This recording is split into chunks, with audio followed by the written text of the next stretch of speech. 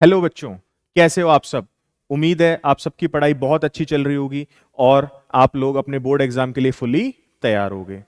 मैं विवेक डियर, जो मिटा देता है मैथ्स के सारे फियर, फिर से आपके सामने हाजिर है आज वेदांतु पंजाब चैनल पे आपके लिए मैथ्स का एक और वन शॉट लेके।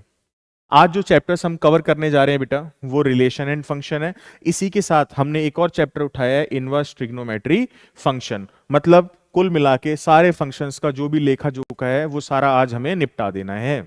अब तक हमने जो चैप्टर्स कवर करे हैं बेटा, वो मैट्रिक्स एंड डिटर्मिनेंट है और वेक्टर 3D है, प्रोबेबिलिटी है।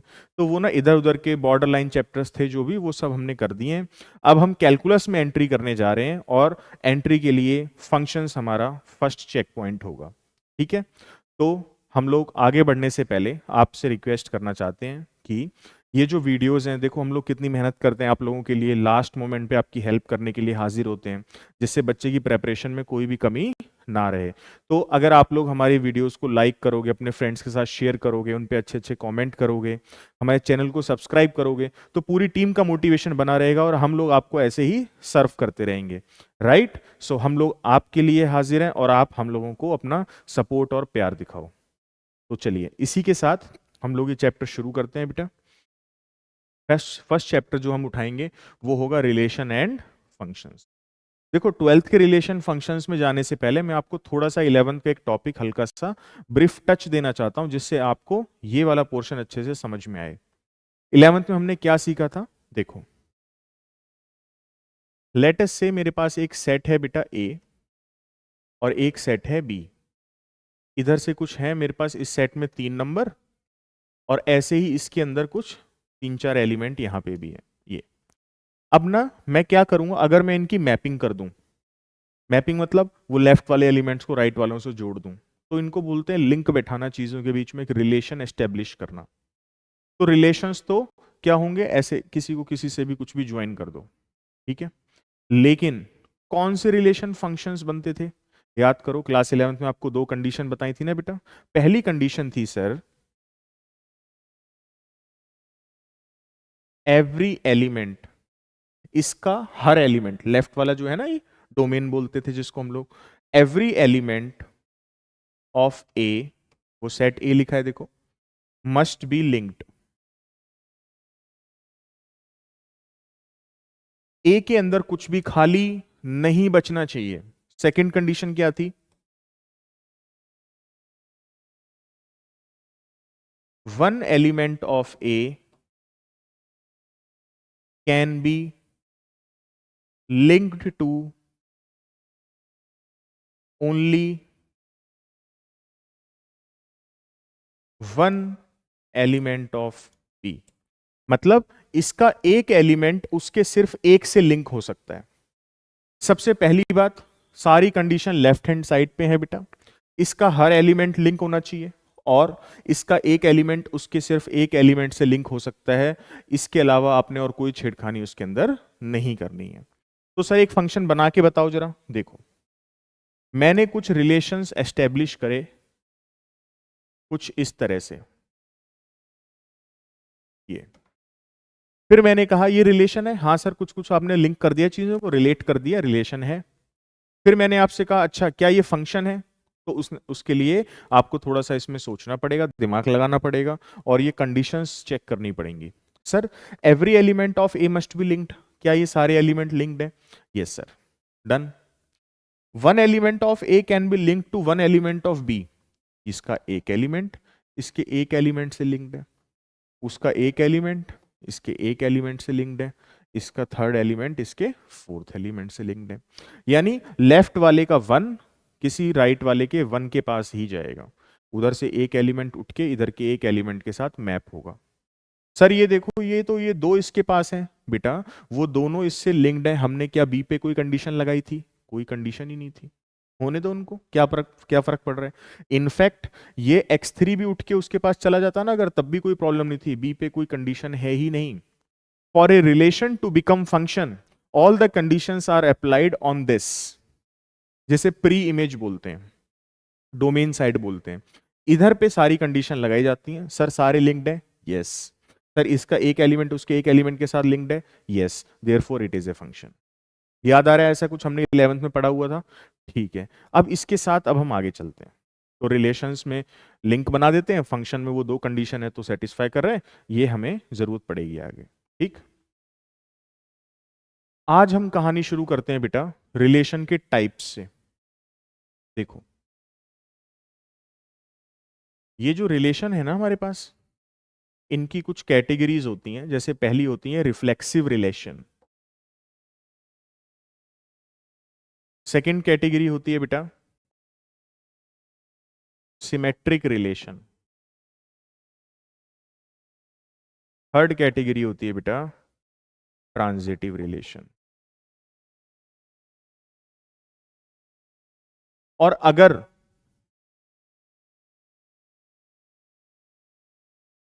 इन तीनों ने कहा यस यस यस, मतलब रिफ्लेक्सिव रिलेशन ने कहा हाँ ये रिफ्लेक्सिव है, सिमेट्रिक ने कहा हाँ ये सिमेट्रिक है, और ट्रांजिटिव ने कहा हाँ ये ट्रांजिटिव है, और तीनों यस मिले, जब तीनों जगह से हरी झंडी मिलेगी तो हम कहेंगे overall this is A equivalence relation. अगर तीनों हो जाएं तो उसका नाम क्या हो जाता है? Equivalence relation. ठीक है सर, ये एक ब्रॉड आउटले है हमारे पास, लेआउट है जिसके अंदर हमने रिलेशन के टाइप्स को देखा। वो तीनों अगर हो जाता है तो इक्विवेलेंस बन जाता है। अब हम इसके अंदर डेफिनेशन में चलते हैं और डिटेल में देखते हैं कि चीजों का क्या मतलब है, समझना ध्यान से। रिफ्लेक्सिव के अंदर फॉर ऑल एलिमेंट्स एक comma A must be present.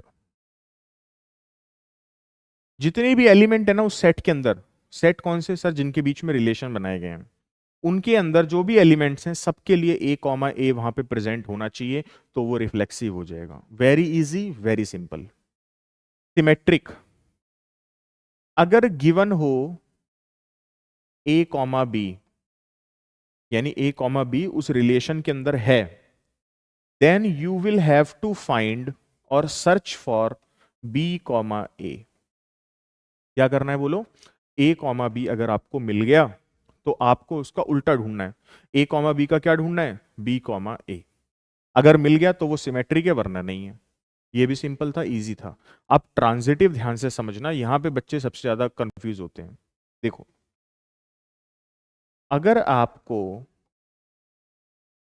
A comma B और बी कॉमा सी मिल गया गिवन है रिलेशन में, तो यू विल फाइंड और सर्च फॉर, ये तो सेम थे, ए कॉमा सी।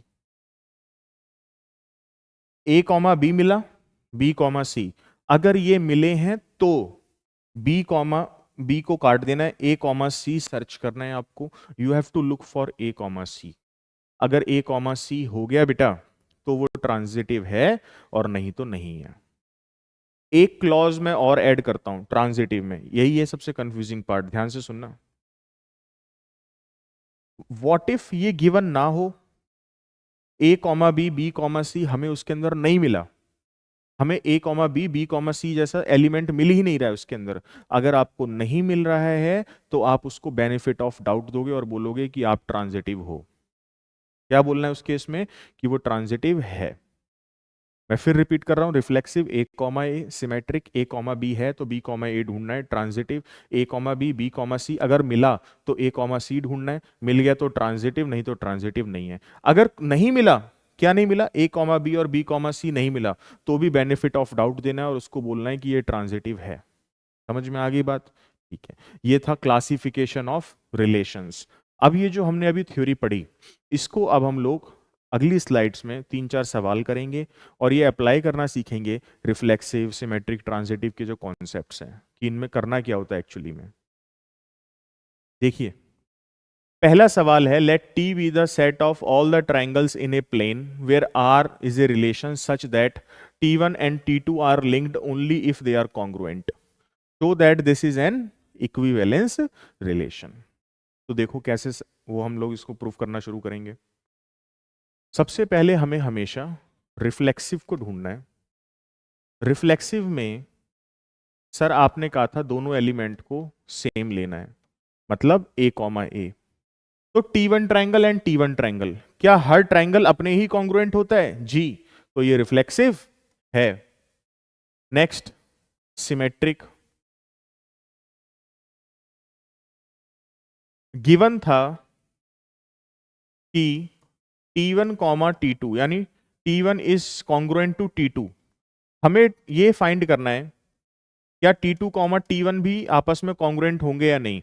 बिल्कुल होंगे। अगर लेफ्ट वाला ट्रायंगल राइट वाले ट्रायंगल के कॉन्ग्रुएंट है तो राइट वाला भी लेफ्ट वाले के कॉन्ग्रुएंट ही तो होगा। अगर T1 कॉमा T2 उसके अंदर प्रेजेंट हैं, किसके अंदर? रिलेशन के अंदर। कौन से रिलेशन के अंदर? इस वाले रिलेशन के अंदर। अगर T1 T2 उसके अंदर हैं तो T2 और T1 भी कॉन्ग्रुएंट होंगे और वो भी वहां पे हमको मिलेंगे। Therefore this is A symmetric relation. Third part, transitive, बहुत ध्यान से समझना बेटा।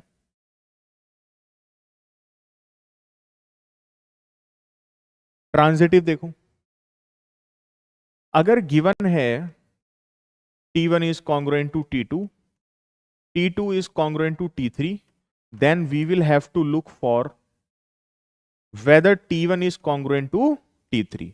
क्या T1 और T3 भी congruent होंगे? देखो ध्यान से, A एक ट्रायंगल है वो B के जैसा है, बी जो ट्रायंगल है वो सी के जैसा है। अरे तो ए बिल्कुल सी के जैसा हुआ कि नहीं हुआ? जी सर होगा। यानी कि T1 और T3 भी कॉन्ग्रुएंट होंगे और ये एक ट्रांजिटिव रिलेशन होगा। और जो रिलेशन रिफ्लेक्सिव है, सिमेट्रिक है और ट्रांजिटिव है, वो तीनों मिलके क्या बनाते हैं? This is an equivalence relation. हो गया जी, समझ में आई बात आपको? नेक्स्ट पे चलते हैं। Let L be the set of all the lines in a plane and the relation L1, L2 is established only if they are perpendicular। मतलब अगर लाइंस परपेंडिकुलर हैं तो उनके बीच में रिलेशन है, वरना नहीं है। शो दैट दिस रिलेशन, ठीक है, वो तो जो भी दिया हम अभी साबित कर देंगे। हमारा तो एक ही काम है, हमें हमेशा रिफ्लेक्सिव, सिमेट्रिक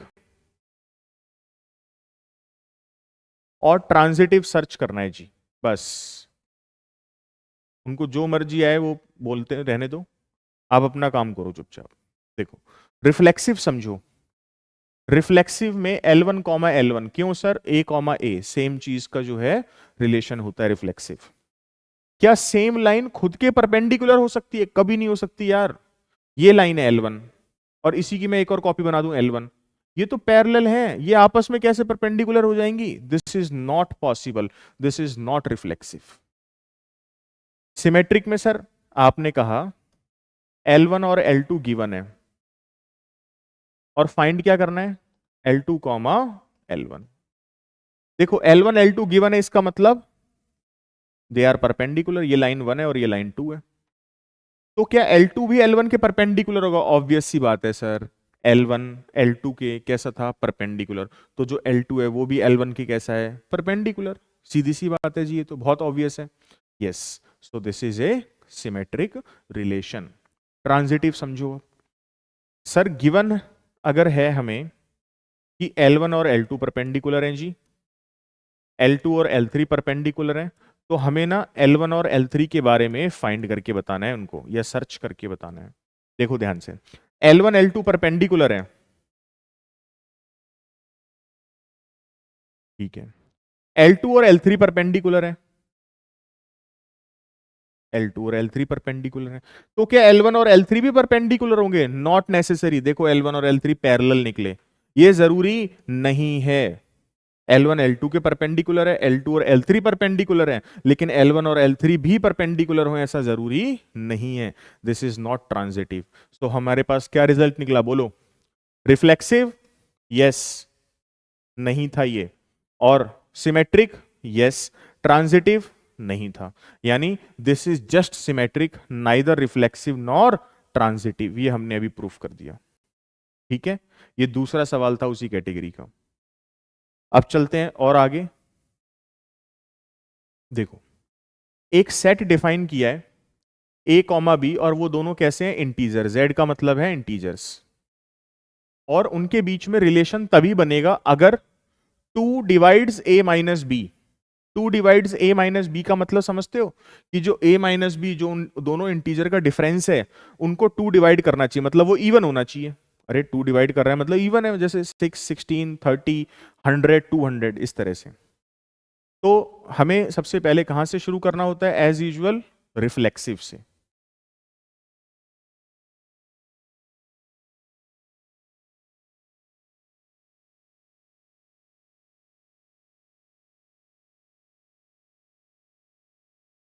ये रिफ्लेक्सिव, सिमेट्रिक और ट्रांजिटिव। देखो ध्यान से, रिफ्लेक्सिव में क्या होगा? सर हमें a कॉमा ए सर्च करना है। देखो अगर a कॉमा ए मैं यहां पुट करूं तो आप खुद समझ रहे हो व्हाट इज a माइनस ए? 0। तो क्या 0 इवन है? बिल्कुल इवन है।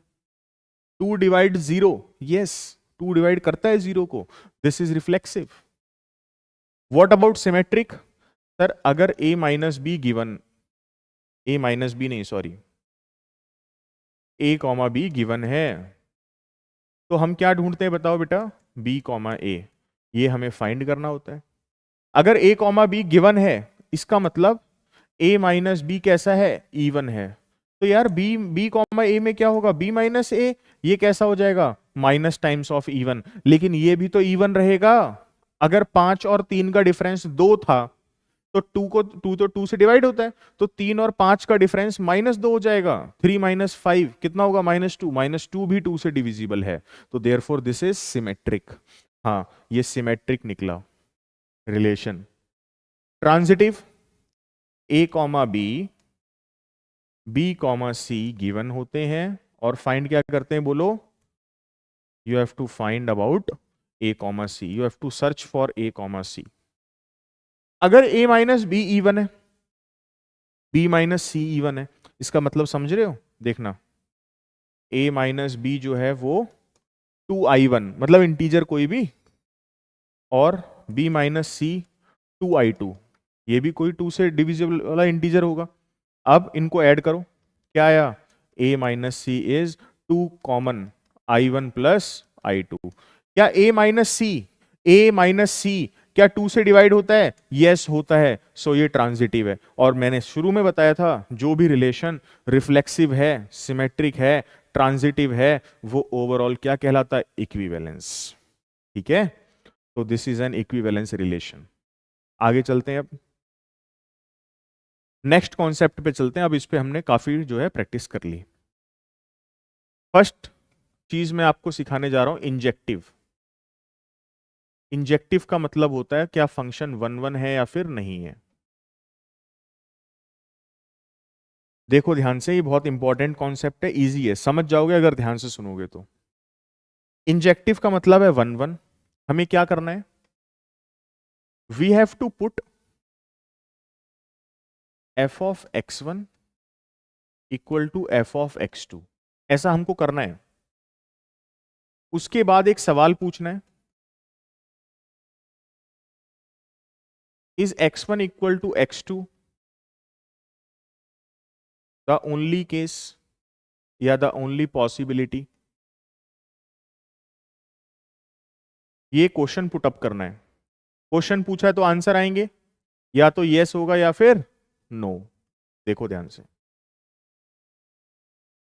ये जो मैंने फ्लो चार्ट बनाया है, ये एक एल्गोरिदम है, एक थॉट प्रोसेस है, और ये हमें क्या आंसर देगा वो समझो।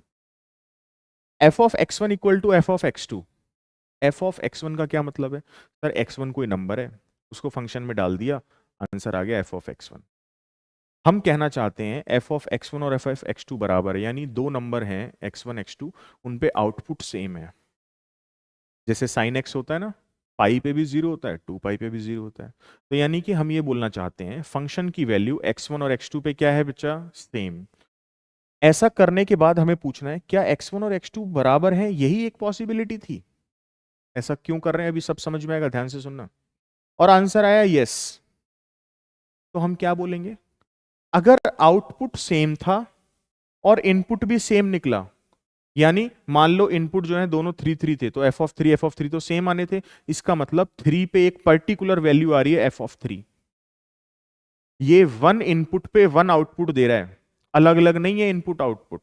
वो 3 और 3 दोनों x1 x2 बराबर निकले, दोनों की वैल्यू 3 आ गई मान लो। यहां पे f ऑफ 3 बराबर आ गए, यानी एक इनपुट पे एक आउटपुट आ रहा है, और इसको बोलते हैं 1 1। वन इनपुट था और वन ही आउटपुट था।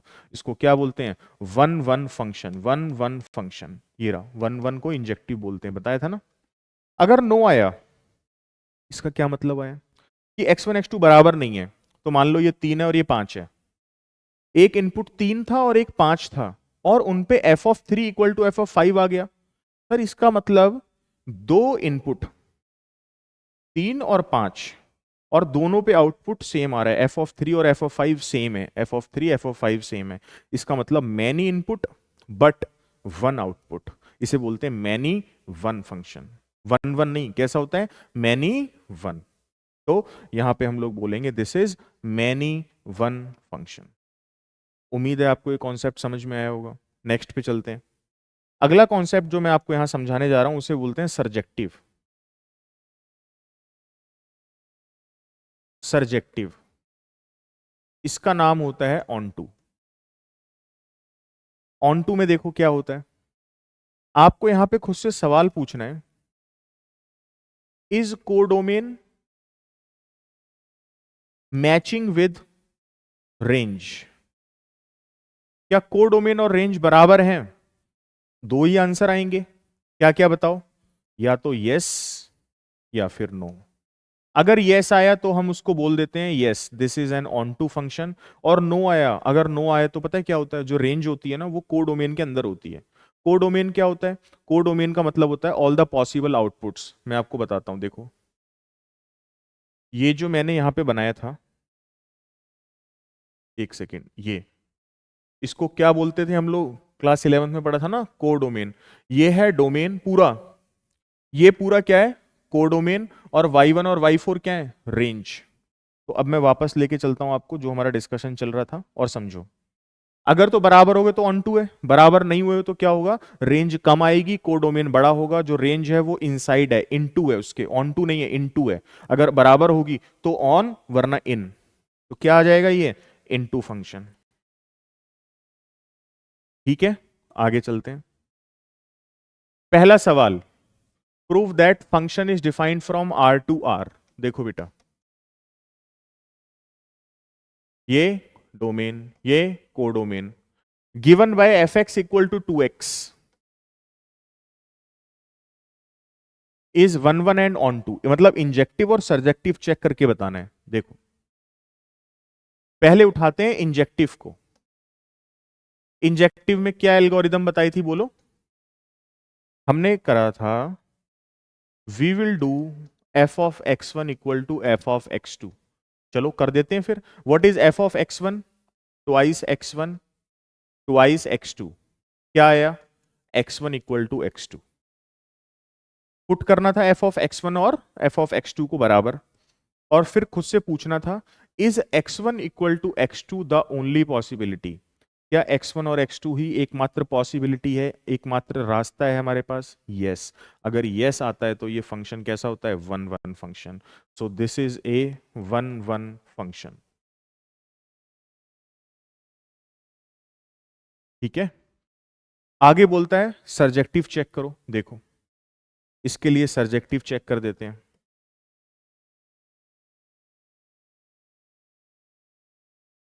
F x equal to 2x, x को 0 डालेंगे तो 0, 1 डालेंगे तो 2, 2 डालेंगे तो 4। ये एक स्ट्रेट लाइन है। ये जो स्ट्रेट लाइन है ये माइनस इंफिनिटी से लेके प्लस इंफिनिटी तक सारे आंसर्स देती है। यानी इसकी जो रेंज है वो क्या है? Range goes from minus infinity two plus infinity. What is codomain? Codomain is what? Minus infinity two plus infinity. Do they overlap? Yes. और अगर यस होता है तो कैसा होता है, बोलो? ऑन टू। तो दिस इज ऑन टू। ये इंजेक्टिव भी है और सरजेक्टिव भी है। और मैं आपको बताऊं, जो फंक्शंस इंजेक्टिव और सरजेक्टिव दोनों होते हैं उनको बोला जाता है बाइजेक्टिव। बाई मीन्स टू, और दोनों ट्रू होते हैं, वन वन भी और ऑन टू भी, तो वो बाइजेक्टिव फंक्शन कहलाता है बेटा। उम्मीद है इस एग्जाम्पल से आपको अच्छे से समझ में आया होगा, है ना। नेक्स्ट पे चलते हैं, चलो आगे। Late A is 1 2 3। ए में क्या क्या है बेटा? 1 2 और 3। बी में क्या क्या है? 4 5 6 7. Let f be a function from A to B. 1 से 4 की मैपिंग है, देख रहे हो, 1 इज लिंक टू 4. कर दिया सर. 2,5 ये लो sir. 3,6 done sir. Show that F is 1 1. तो कैसे शो करना है हमें? देखो, क्या 1 पे वैल्यू 4 है? यस. अगर किसी और पे 4 आ गई तो ये मैनी 1 निकलेगा. लेकिन 4 सिर्फ एक से लिंक्ड है, यानी 4 आउटपुट सिर्फ एक इनपुट पे आता है. जो 5 आउटपुट है वो सिर्फ एक इनपुट पे आता है. जो 6 आउटपुट है वो सिर्फ एक इनपुट पे आता है. यानी इनका एक इनपुट सिर्फ एक आउटपुट से लिंक्ड है. This is a 1 1 function. ये आपको लिखना है वहां पे वर्बली, जो मैं बोल रहा हूं आपको. एक इनपुट पे एक आउटपुट है. ये डायग्राम बनाने के बाद आप बोल सकते हो yes, this is a 1 1 function. Next सवाल क्या दिया है देखो. In each of the following cases state whether they are 1 1 onto टू और बाइजेक्टिव. देखो ध्यान से. पहले उठाता हूं मैं यहां पे f x equal to 3 minus 4x. Seventh का फर्स्ट क्वेश्चन है f x equal to 3 minus 4x. क्या करना है? ऑन टू इन टू और ये सब बताना है. ठीक है. और क्या लिखा है? बाइजेक्टिव. बाइजेक्टिव कब होता है? जब इंजेक्टिव और सर्जेक्टिव दोनों होते हैं जी. तो देखो, सबसे पहले इंजेक्शन चेक करते हैं इसका.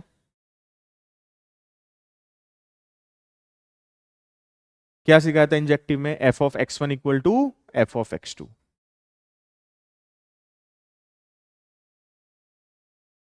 What is f of x1? 3 minus 4x1. यहां क्या आएगा? 3 माइनस 4x2. 3 और 3 कैंसिल, माइनस से माइनस कट गया, 4 से 4. क्या आया? x1 equal to x2. फिर क्या पूछना था? Is x1 equal to x2 the only possibility? Yes. अगर यस आ रहा है तो कैसा फंक्शन है? बोलो. 1 1 function. 3 minus 4x is 1 1 function. फिर आगे सर सर्जेक्टिव चेक करके बताओ जी. देखो बेटा, सर्जेक्टिव चेक कर देते हैं. 3 माइनस 4x. अगर मैं इसमें x को 0 डालूं तो y कितना आता है? 3. 0,3. अगर मैं y को 0 डालूं तो x कितना आता है? 3/4. तो क्या ये एक स्ट्रेट लाइन है? Yes sir. ये स्ट्रेट लाइन माइनस इंफिनिटी से लेके प्लस इंफिनिटी तक क्या सारी आउटपुट देगी? जी सर. तो इसकी रेंज क्या आई बोलो बेटा? माइनस इंफिनिटी से प्लस इंफिनिटी. अच्छा, इसका कोडोमेन क्या दिया था सवाल में? देखो क्या दिया था. Codomain is are. आर का मतलब होता है ऑल रियल नंबर. सर क्या ये मैच कर गए? यस. और अगर यस आता है तो क्या होता है? ये ऑन टू फंक्शन. अगर ये 1 1 और ऑन टू दोनों निकला तो क्या ये बाइजेक्शन भी है? Yes sir. So this is A bijection या बाइजेक्टिव फंक्शन. क्या ये बात आपको समझ में आ गई बेटा? ठीक है. अगला फंक्शन दिया R to R 1 plus x square. चलो इसके लिए एक स्लाइड ऐड करते हैं और इसको अलग से सॉल्व करेंगे. सेकेंड पार्ट में हमको दिया हुआ है function goes from R to R y equal to 1 plus x square या एफ एक्स इक्वल टू. ठीक है. सबसे पहले क्या चेक करते हो सर आप हमेशा? मैं इंजेक्टिव है कि नहीं ये चेक करता हूं. ठीक है सर. इंजेक्टिव देखो, एफ ऑफ x1 बराबर एफ ऑफ x2. क्या आएगा F of x1? 1 plus x1 square 1 plus x2 square. 1 से 1 कट गया. x1 square minus x2 square बराबर 0. x1 minus x2. A square minus b square क्या होता है? a minus b into a plus b. यहां से आया either x1 equal to x2 और x1 equal to minus of x2. Is x1 equal to x2 the only possibility? No. There is another possibility, x1 equal to minus of x2. The answer is no. Therefore, this is not 1 1. This is a many one function. Many one function. Surjective check करके बताना sir. ये लो देखो, x square is always greater than or equal to 0. उसमें 1 जोड़ दिया तो ये हमेशा किससे बड़ा होगा? 1 से। यानी इस फंक्शन की जो रेंज है वो है 1 से इंफिनिटी। कोडोमेन क्या दी थी बोलो? कोडोमेन दी हुई है बेटा हमारे को माइनस इंफिनिटी से प्लस इंफिनिटी। तो क्या ये मैच करे? नो। अगर नो है तो ये कैसा फंक्शन है? इनटू। ये मैनी वन और इनटू है तो क्या ये बाइजेक्शन होगा? No, this is not a bijection, not a bijection. क्या आपको ये आंसर क्लियर हुआ? ग्राफिकली समझाना चाहूं अगर मैं आपको तो और अंडरस्टैंडिंग मिलेगी। देखो ग्राफ कहां बनाए, थोड़ा इरेज कर देते हैं कुछ part.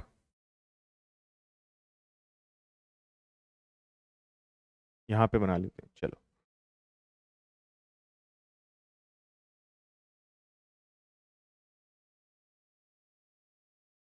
y equal to 1 plus x square, ये पॉइंट होगा 0,1। ये पैराबोलिक ग्राफ बनेगा बेटा इसका। 1 1 और मैनी 1 देखते हैं पहले। सर अगर मैं इस फंक्शन में यहां पे 2 पुट करूं तो 2 का स्क्वायर 4 और एक 5, तो आंसर कितना आता है? 5। लेकिन सर अगर मैं इस फंक्शन में -2 पुट करूं, -2 का स्क्वायर 4, 4 और एक 5, यानी -2 और 2 दो ऐसे नंबर मिल गए। मैनी मैनी इनपुट्स 1 आउटपुट, यानी ये कैसा निकला? मैनी 1। देखो हमने प्रूफ किया था it is many 1। Sir subjective देखो, क्या ये सिर्फ यही वाली वैल्यूज ला सकता है? Are these only possible output for this function? Yes sir. इसका आंसर 1 से लेके इंफिनिटी तक आता है। ये देखो range goes from 1 to infinity. लेकिन कोडोमेन तो माइनस इंफिनिटी से इंफिनिटी था, तो वो मैच नहीं करा, इसलिए सर्जेक्टिव भी नहीं था। और सर्जेक्टिव नहीं था, इंजेक्टिव नहीं था, तो फिर क्या नहीं था? बाइजेक्टिव नहीं था। क्लियर? ओके, नेक्स्ट पे चलते हैं अब। अगला सवाल है बेटा, ये कंपोजिशन पे दिया हुआ है। देखो लेटेस्ट एनसीईआरटी में जब मैंने चेक किया तो उन्होंने कंपोजिशन की थ्योरी और एक दो सवाल दिए हैं। एक्सरसाइज गायब है एनसीईआरटी में से, फिर मिसलेनियस पार्ट शुरू हो जाता है। उसमें से कोई एक्सरसाइज नहीं है, सिर्फ थ्योरी और एग्जाम्पल है। बट फिर भी मुझे लगा आप लोगों को ये बताना चाहिए, क्या पता सवाल बन जाए तो आप लोग ये कॉन्सेप्ट भी सीख लो। ठीक है, एक दो एग्जाम्पल करेंगे, बहुत ईजी सा है ना। देखो एफ एक फंक्शन है, जी एक फंक्शन है, ठीक है। F2 3 4 5 और वहां पे है 3 4 5 9। एक फंक्शन g है और वो कहां से कहां है? 3 4 5 9 से। अच्छा तो फिर ऐसा करते हैं, इसके आगे ही बना लेते हैं। ये लो 3 4 5 9 से कहां है? 7 11 और 15 पे। ये लो जी। अच्छा अब दिया है f(2) = 3, यानी f(2) पे वैल्यू आती है बेटा 3। f(3) = 4, ये हो गया। f(4) = f(5) = 5। f(4) and f(5) they are 5। g(3) = g(4) = 7, यानी 3 पे भी 7 है और 4 पे भी 7 है।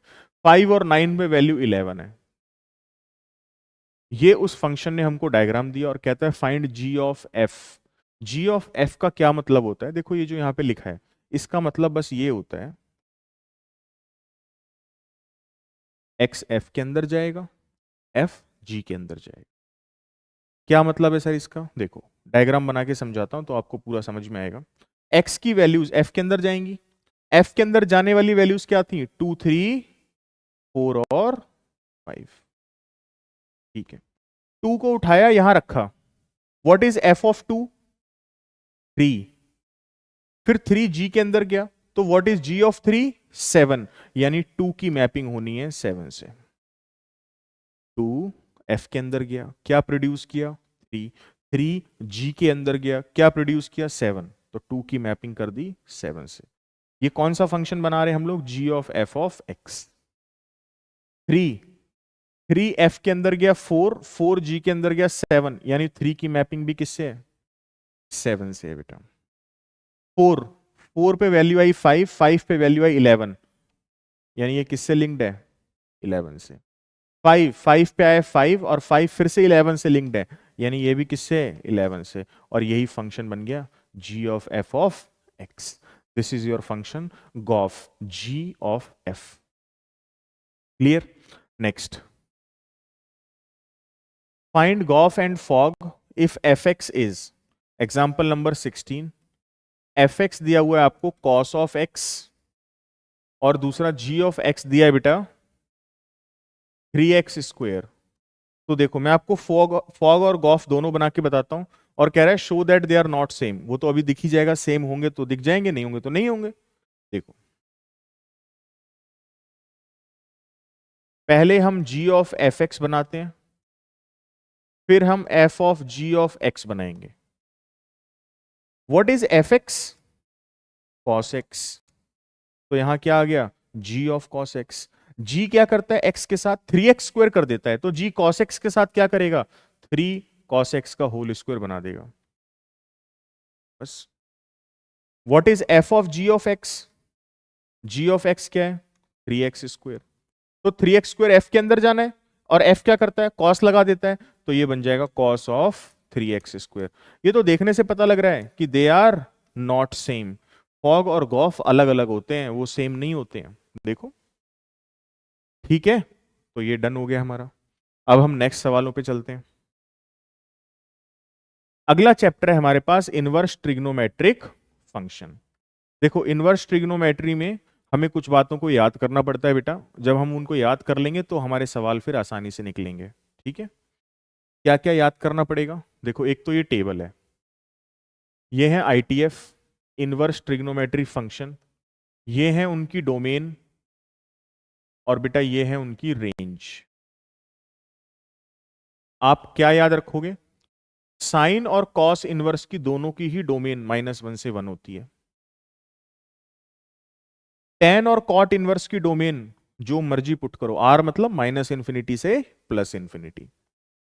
कोसिकेंट इनवर्स और सीकेंट इनवर्स, ये देखो यहां क्या लिखा है, आर में से हटाना है, आर -(-1 to 1), यानी इसको सिंप्लीफाई कर देते हैं सर ऐसे। अब ये याद रखने में ज्यादा आसान रहेगा बेटा। ये लो, साइन इनवर्स कॉस इनवर्स की डोमेन बोलो, फटाफट बोलोगे तो याद रहेगा, -1 से 1 close. Tan inverse cot inverse की डोमेन आर। कोसिकेंट इनवर्स और सीकेंट इनवर्स इनकी -∞ से -1 यूनियन 1 से इंफिनिटी, -∞ से -1 यूनियन 1 से इंफिनिटी। समझ रहे हो? ये इन सब की डोमेन हो गई हमारे पास। अब हम आगे चलते हैं रेंजेस पे। देखो जो साइन इनवर्स की डोमेन है वो -π/2 से π/2 क्लोज्ड है, लेकिन जो टेन इनवर्स की रेंज है वो -π/2 से π/2 ओपन है। फिर कॉस इनवर्स की 0 से पाई क्लोज्ड है और कॉट इनवर्स की 0 से पाई ओपन है। उसके बाद कोसिकेंट इनवर्स की -π/2 से π/2 है, लेकिन मिडल पॉइंट 0 हटाना है उसमें। सीकेंट इनवर्स की जो रेंज है वो 0 से पाई है, लेकिन मिडल पॉइंट π/2 हटाना है उसमें से। ठीक है, तो ये डोमेन और रेंजेस आपको एज इट इज याद करनी पड़ेंगी, तब सवालों में आप इनको लगा पाओगे। इसके अलावा थोड़ी सी और information, sine inverse, cosecant inverse and tan inverse, they are odd functions. Odd function मतलब अगर x में माइनस लगाओगे तो वो बाहर आ जाता है, f of -x is equal to minus of fx, minus उनमें से बाहर निकाला जा सकता है। और इंफॉर्मेशन ये देखो यहां पे, ये क्या लिखा है, sine of sine inverse x only if x belongs from -1 से 1 and sine inverse of sine x only if x belongs from -π/2 से π/2। देखो ये तो इन्होंने एक साइन का एग्जांपल लिया, बट मैं आपको इन जनरल रूल बताता हूं क्या कहता है वो। रूल ये है, अगर बाहर t for trigonometric function, t हुआ और अंदर t इनवर्स हुआ, तो वो कैंसिल होके x तभी बाहर निकालेंगे। मतलब ट्रिग्नोमेट्री और इनवर्स ट्रिग्नोमेट्री कैंसिल तभी होगी अगर वो जो अंदर वाला नंबर है x वो उसके डोमेन में हुआ। अगर x कहां से बिलोंग करेगा बोलो? डोमेन से। किसके डोमेन से? t इनवर्स के। समझ रहे हो? tan ऑफ tan इनवर्स हो सकता है, cot ऑफ cot इनवर्स हो सकता है, secant ऑफ secant इनवर्स हो सकता है, cos ऑफ cos इनवर्स हो सकता है। तो जब ये इस रेंज में आएगा तो ही ऐसा होगा, ठीक। x डोमेन के अंदर होगा तो ये कैंसिल हो जाएंगे। अगर इनका ऑर्डर उल्टा हो गया, उल्टा मतलब सर बाहर t इनवर्स है और अंदर x है, तो इन दोनों के कटने के चांस कब हैं?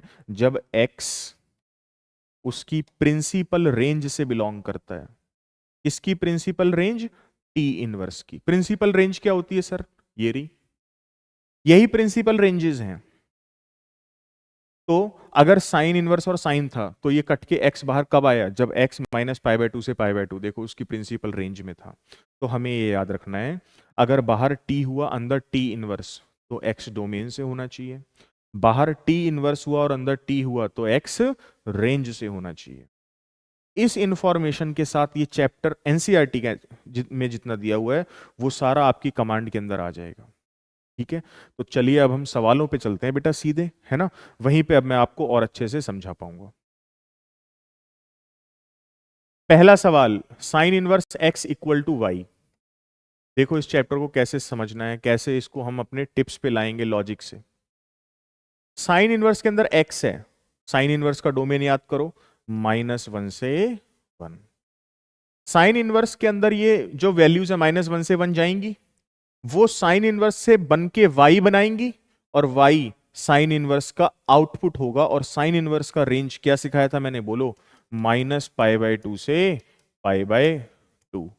Option B, Y only belongs from -π/2 included से π/2 इंक्लूडेड।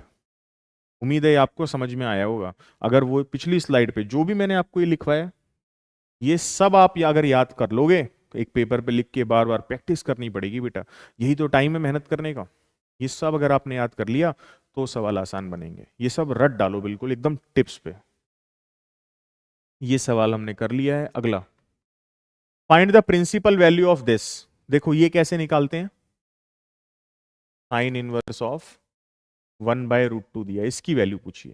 देखो अंदर वाला जो नंबर है क्या वो -1 से 1 में है? यस, डोमेन इज ओके, ये नंबर अच्छा है, ये इसके अंदर एक्सेप्ट होगा साइन इनवर्स के अंदर।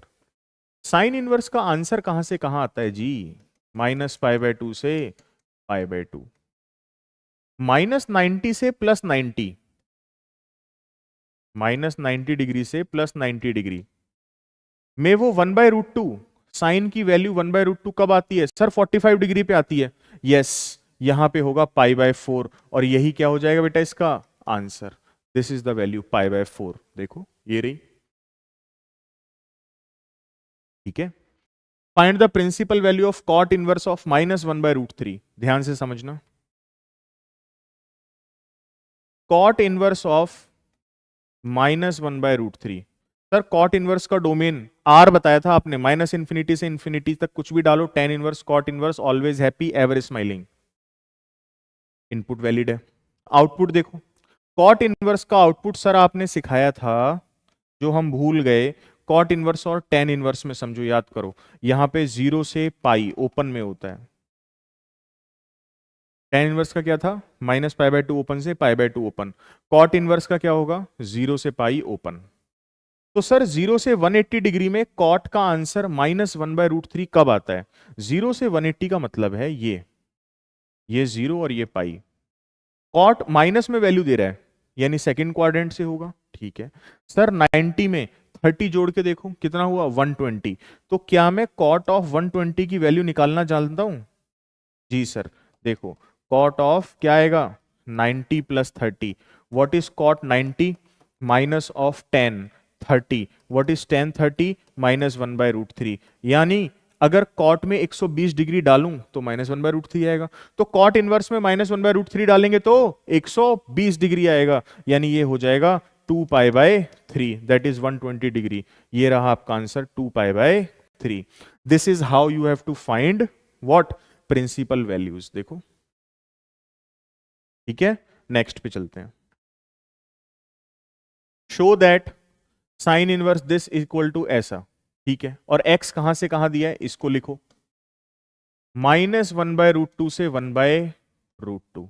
देखो ये बहुत ध्यान से करने हैं, बच्चे काफी कंफ्यूज रहते हैं इन सवालों में, लेकिन आप ध्यान से समझो, बहुत इजी हो जाएगा। एलएचएस पकड़ेंगे इसका हम लोग,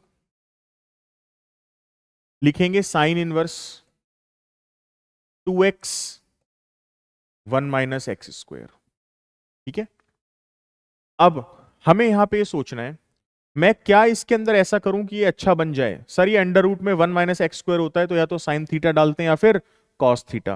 पहले साइन थीटा डाल के देखते हैं, क्योंकि यहां पे आंसर में क्या दिया है, 2 साइन इनवर्स। तो थोड़ा थोड़ा सवाल से और कुछ प्रैक्टिस से आइडिया लगेगा कि हमें पुट क्या करना है। भगवान नहीं बताएंगे आके कि सर ऐसा कर दो, लेट एक्स इक्वल टू ये, वो अपनी मर्जी से ऐसे रेंडमली नहीं करना है, थोड़ा सा प्रैक्टिस करना है, थोड़ा सवाल से हिंट लेना है। तो एक्स को क्या डालेंगे, साइन थीटा डालेंगे। देखो ये जो मैं सब्स्टिट्यूशन करने जा रहा हूं, इसको कैसे लिखना है, let x equal to sine theta. तो थीटा क्या हो जाएगा बताओ, साइन इनवर्स ऑफ एक्स। एक्स अगर -1/√2 डाला तो यहां से थीटा की वैल्यू आएगी -π/4। अगर x की हाईएस्ट वैल्यू 1/√2 यहां डाली तो साइन इनवर्स 1/√2 कब आता है, π/4 पे। यानी थीटा की जो रेंजेस आ गई हमारे पास, वो आई हैं -π/4 से π/4। ये सब्स्टिट्यूशन का मिर्च मसाला तैयार है। चलो अब सब्जी बनाते हैं फिर इसकी पूरी। ये तो हमने अपने सहूलियत के लिए, अपनी हेल्प के लिए ये सब कुछ अरेंजमेंट करे हैं। अब सवाल पे वापस चलते हैं। देखो LHS equal to sine inverse 2x, x क्या था, sine theta, under root of 1 minus sine square theta. क्या बन जाएगा बेटा बोलो, sine inverse of 2 sine theta. 1 minus sine square क्या होता है, cos square, root of cos square क्या होता है, मॉड ऑफ कॉस थीटा। देखो अगर थीटा -π/4 से π/4 में है तो कॉस पॉजिटिव होगा, इसलिए मॉड को हटाया जा सकता है और 2 साइन थीटा कॉस थीटा बन जाता है साइन ऑफ 2 थीटा। सर हम फिर से उसी सवाल पे आ गए हैं जो आपने याद करने को कहा था, और वहां पे मैंने आपको सिखाया था अगर बाहर टी इनवर्स है और अंदर टी है तो यहां वाले पूरे एंगल को उसकी रेंज से बिलोंग करना होता है। बाहर टी इनवर्स है और अंदर टी है तो उसको उसकी रेंज में आना चाहिए। अगर थीटा -45 से +45 है तो 2 थीटा -90 से +90 होगा। 2 थीटा कहां से कहां होगा बोलो, -π/2 से π/2। क्या ये जो पूरा एंगल है, क्या ये साइन इनवर्स की प्रिंसिपल रेंज में आता है, यस ये -π/2 से π/2 में आता है। और अगर ऐसा होगा तो क्या ये कैंसिल हो जाएंगे, जी सर, और बाहर बचेगा only 2 theta. What was theta, sine inverse X, यानी this has been converted to 2 sine inverse X. देखो समझ में आती है बात, ये हमने कन्वर्ट कर दिया। सर अगला एग्जांपल करके बताओ। देखो ध्यान से, एक और बार हम यही काम करने जा रहे हैं, इस बार समझना ध्यान से। ये 2 कॉस इनवर्स के एक्स, तो हमें पता लग गया ना एक्स को क्या डालना है बोलो, कॉस थीटा। ये है इसका सेकंड पार्ट, हम एक्स को डालने जा रहे हैं कॉस थीटा, तो थीटा क्या आ जाएगा बेटा, कॉस इनवर्स एक्स। जब एक्स कहां से कहां दिया है बोलो, 1/√2 से 1। अगर x को मैं 1/√2 डालूंगा तो cos कितना आंसर देगा, π/4 देगा यार, ऑब्वियस ही बात है। थीटा बिलोंग्स फ्रॉम, जब मैं 1 डालूंगा तो cos 1 कब देता है, 0 पे, यानी थीटा इज फ्रॉम 0 से π/4। आगे देखो, अब इसमें चलते हैं, इसका LHS पकड़ेंगे। इसका LHS क्या दिया हुआ है बेटा, sine inverse of 2x cos theta under root of 1 minus x square, ये आ गया। Sine inverse of 2 cos theta, 1 minus cos square is sine square, under root of sine square is mod sine. लेकिन ये जो 0 से π/4 वाली range है, इसमें तो साइन पॉजिटिव होता है, तो मैंने डायरेक्ट लिख दिया। ये लो जी, क्या आया, साइन इनवर्स और साइन ऑफ 2 थीटा। बाहर टी इनवर्स है, अंदर टी है, तभी कैंसिल होंगे जब अंदर वाला पूरा एंगल 2 थीटा जो है वो कहां से बिलोंग करेगा, उसकी प्रिंसिपल रेंज से। अगर थीटा 0 से 45 है तो 2 थीटा 0 से 90 होगा, और 0 से 90 साइन इनवर्स की प्रिंसिपल रेंज के अंदर आता है, -90 से +90 के अंदर। तो क्या ये कट जाएंगे, जी सर, आंसर आ जाएगा 2 थीटा, और थीटा क्या था, कॉस इनवर्स ऑफ एक्स, तो ये बन जाएगा 2 cos inverse of x, 2 cos inverse of x। ठीक है, ये है कन्वर्जन का तरीका। आगे चलते हैं अब। ये देखो, express tan inverse of this in the simplest form and x varies from -3π/2 से π/2।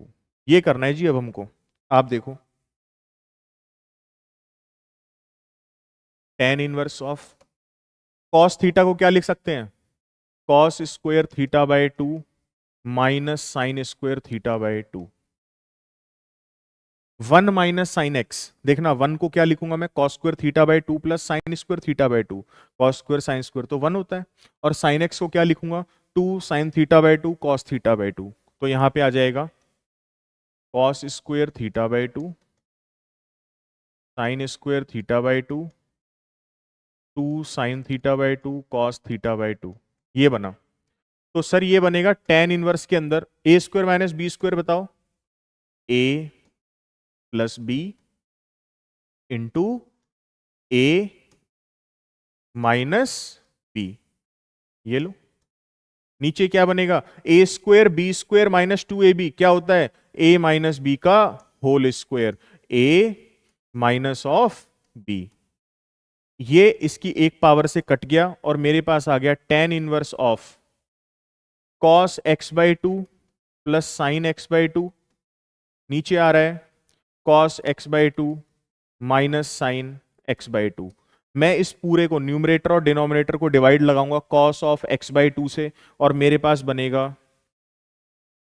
1 plus tan of x/2 1 minus tan of x/2। 1 को क्या लिख सकते हैं बताओ? सर 1 को आप लिख सकते हो tan ऑफ π/4, यानी ये बन जाएगा tan inverse of tan π/4 plus tan x/2 नीचे 1 minus tan π/4 tan x/2। Check करो, 1 को tan π/4, सर इसको नहीं लिखा, जरूरत नहीं पड़ेगी। यहां tan x/2 था, सर ये तो 1 ही होता है, 1 into tan x/2, so they both are same. ये क्या है? tan a plus tan b upon 1 minus tan a tan b। किसका फॉर्मूला होता है याद करो? tan of a plus b का। तो ये कैसे ओपन होगा बताओ? tan inverse of tan of what is a π/4 plus x/2। Sir फिर उसी मोड पे आ गए हम। t इनवर्स और t कब कैंसिल होते हैं? जब अंदर वाला सारा का सारा एंगल कहां से बिलोंग करता है? प्रिंसिपल रेंज से बिलोंग करता है। π/4 प्लस x/2 के बारे में चेक करो। अगर x माइनस 3π/2 से π/2 है तो x/2 कहां से कहां होगा? माइनस 3π/4 से π/4 तक होगा। उसमें π/4 जुड़ा हुआ है तो दोनों तरफ π/4 ऐड कर दो, तो π/4 प्लस x/2 बिलोंग करेगा माइनस ऑफ माइनस 3π/4 है ना, तो ये हो जाएगा माइनस π/2 से π/2। क्या यही tan की रेंज होती है tan इनवर्स की? जी सर, माइनस π/2 से π/2 ओपन, यानी ये इसकी प्रिंसिपल रेंज में है, तो ये दोनों कट जाएंगे और फाइनली आंसर कितना आएगा बोलो? π/4 प्लस x/2। ये बोर्ड में एक 4 या 5 मार्कर बन के सवाल आ सकता है। एक अच्छा टफ क्वेश्चन हमने किया है, आप इसको प्लीज अंडरस्टैंड करो। ठीक है, हम अगले सवाल पे चलते हैं आगे और देखते हैं क्या है उसमें। Right cot inverse where x belongs from 1 से infinity in the simplest form. देखो सिंपलेस्ट फॉर्म कैसे करते हैं कॉट इनवर्स। देखो यहां ना x स्क्वायर माइनस 1 है, अगर ये 1 माइनस एक्स स्क्वायर होता तो हम x को साइन थीटा कॉस थीटा डालते, लेकिन यहां क्या है? x स्क्वायर माइनस 1, तो हमें पता है हमें सीकेंट थीटा डालना है। क्यों? 1 प्लस टेन स्क्वायर बराबर सीकेंट स्क्वायर। 1 को उधर ले जाओ, सीकेंट स्क्वायर माइनस 1 किसके बराबर होता है बेटा?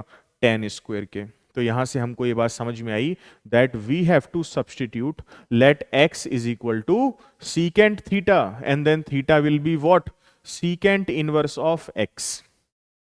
अगर x 1 से इंफिनिटी है तो ये वाला जो पार्ट आएगा, यहां पे सोचो x को 1 डाला तो सीकेंट 1 कब प्रोड्यूस करता था बताओ? 0 पे। ठीक है, वहां इंफिनिटी है तो कब आएगा? π/2 पे, यानी थीटा कहां से कहां होगा, 0 से π/2। सीकेंट इनवर्स का डोमेन होता था -∞ से -1 यूनियन 1 से इन्फिनिटी, और उसकी जो रेंज होती है सीकेंट इनवर्स की, वो होती है 0 से पाई ओपन और π/2 हटाना होता है, तो उसके अंदर से ये पार्ट निकल के आया 0 से π/2। 1 कब आएगा सीकेंट 0 पे, और इन्फिनिटी कब जाएगा π/2 पे। ठीक है, अब ये सब्स्टिट्यूशन इसके अंदर डाला हमने। वापस आ जाओ सवाल पे। Cot inverse of what is secant square -1, tan square. What is under root of tan square, mod of tan theta.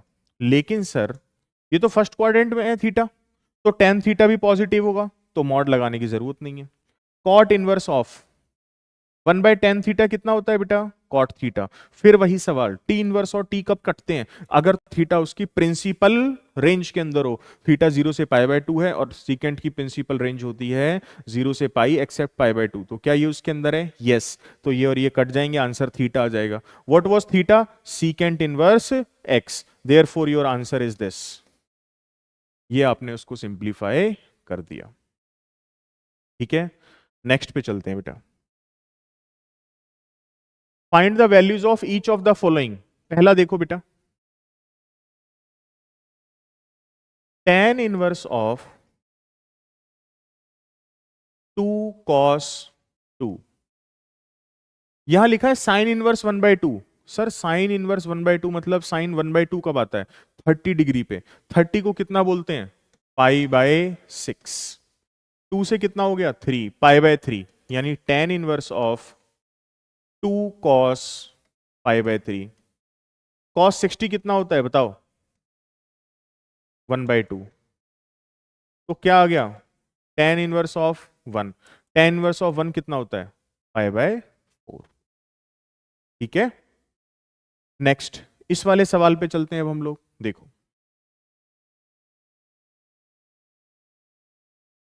इस सवाल के लिए मैं आपको दो फॉर्मूले याद दिलाता हूं क्लास 11th के। 2 tan theta upon 1 plus tan square theta, या इसको अल्फा बोल दो, ये होता है साइन ऑफ 2 अल्फा।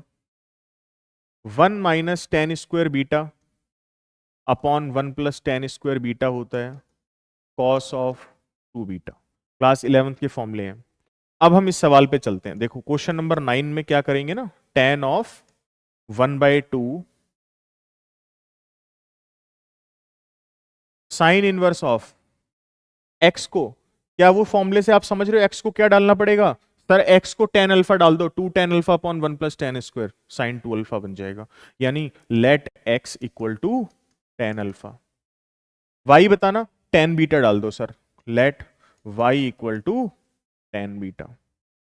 तो यहां क्या बनेगा सर, वो तो 2 tan alpha upon 1 plus tan square alpha sine 2 alpha होता है, तो इसकी जगह पे कितना आ गया, साइन 2 अल्फा। यहां पे कितना आ गया, cos इनवर्स। y को अगर tan बीटा डाला तो ये कितना आ गया, cos ऑफ 2 बीटा। तो tan ऑफ 1/2। अच्छा 2 अल्फा, साइन इनवर्स और साइन, cos इनवर्स और cos, ये कब कटेंगे, अगर 2 अल्फा और 2 बीटा उनकी प्रिंसिपल रेंज के अंदर हुए। देखो x mod x less than 1, बहुत ध्यान से समझने की जरूरत है आपको यहां पे। अगर मॉड x लेस देन 1 है, यानी x कहां से कहां है, -1 से 1, और y ग्रेटर देन 0 मतलब y कहां से कहां है, 0 से इंफिनिटी। अगर x -1 से 1 है तो tan अल्फा, यानी अल्फा कहां से कहां होगा, -π/4 से π/4, यानी अल्फा विल गो फ्रॉम, बोलो, -π/4 से π/4 ओपन। ये 0 से इंफिनिटी है, तो बीटा कहां से कहां होगा बताओ, बीटा विल बिलोंग फ्रॉम 0 से लेके π/2 ओपन तक। तो सर 2 अल्फा बेटा -π/4 का कितना हो जाएगा, -π/2 से π/2। क्या वो साइन वर्स की प्रिंसिपल रेंज में है, यस सर। यानी इसकी जगह मैं कितना लिख सकता हूं, बोलो, 2 अल्फा प्लस 2 बीटा। अगर बीटा 0 से π/2 है तो 2 बीटा कहां से कहां होगा, 0 से पाई होगा। क्या वो कॉस की प्रिंसिपल रेंज है, यस। तो कितना आ गया, 2 बीटा आ गया। 2 से 2 कट गया, क्या आ रहा है बताओ, tan of alpha plus beta. कैसे ओपन होता है, tan alpha plus tan beta upon 1 minus tan alpha into tan beta. What was tan alpha, x, tan beta y. This is your answer, x plus y upon 1 minus x y. I hope it is clear to you. ठीक है, हम अच्छे सवाल भी कर रहे हैं, अब मुश्किल है सीखने तो पड़ेंगे बेटा. चलिए, तो ये था हमारा कंप्लीट रिलेशन एंड फंक्शंस और इनवर्स ट्रिग्नोमेट्रिक फंक्शन. मैंने ये कोशिश करी ज्यादा से ज्यादा आप लोगों को जो है एक्चुअल कंटेंट के थ्रू ले जाया जाए जो अभी एनसीईआरटी में अवेलेबल है हमारी. और अब आप लोग प्रैक्टिस करो. अगर आपको किसी सवाल में कोई डाउट्स वगैरह आते हैं, आप वेदांतु के ऑफलाइन लर्निंग सेंटर में विजिट कर सकते हो. वेदांतु पटियाला, पटियाला में ये सेंटर है, छोटी बारादरी में. आप हमारे सेंटर को विजिट करो, टीचर्स से मिलो, इंटरेक्ट करो, अपने डाउट्स डिस्कशंस उनके साथ शेयर करो. इनफैक्ट टीचर्स इतने फ्रेंडली आपको यहाँ पे मिलेंगे, वो आपकी स्ट्रेटेजीज वगैरह में भी हेल्प करेंगे और आपको जरूर चाहे किसी भी तरह की प्रॉब्लम उससे बाहर निकाल देंगे. I am very confident about our team. आप प्लीज हमारे सेंटर को विजिट करो, जो भी डाउट्स वगैरह हैं आपकी क्वेरी सब क्लियर करी जाएंगी. और इसी तरह बने रहिए वेदांतु पंजाब चैनल के साथ. इस चैनल को लाइक, शेयर और सब्सक्राइब करो. मिलते हैं अगले वन शॉट में जो most probably continuity and differentiability होने वाला है. Thank you guys, bye.